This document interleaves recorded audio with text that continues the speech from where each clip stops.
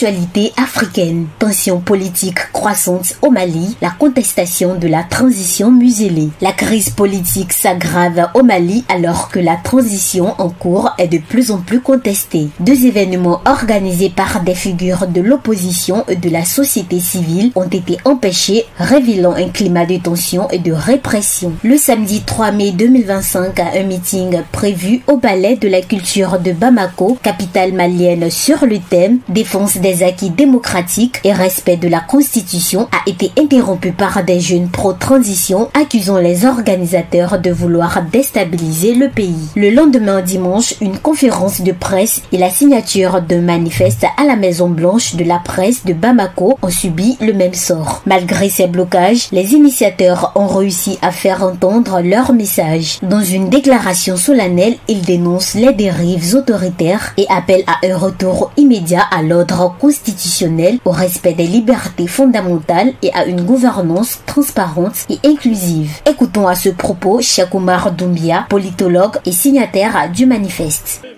Nous, acteurs de la société civile, responsables politiques, syndicats, journalistes, intellectuels et citoyens engagés, unis par un attachement profond aux valeurs démocratiques et républicaines, lançons un appel solennel pour le respect de la démocratie, du pluralisme politique, des droits fondamentaux et pour un retour effectif à l'ordre constitutionnel.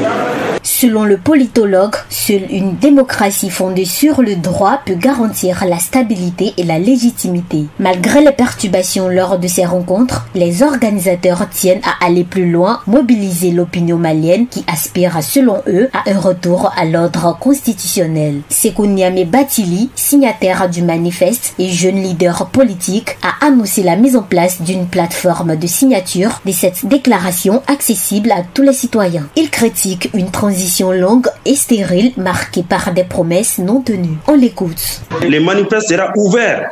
Nous allons désigner un lieu où les Maliens peuvent se déplacer pour aller signer les manifestes. Et nous avons préparé aussi une signature en ligne du manifeste pour les Maliens qui sont à l'intérieur du pays, dans les régions, dans les cercles.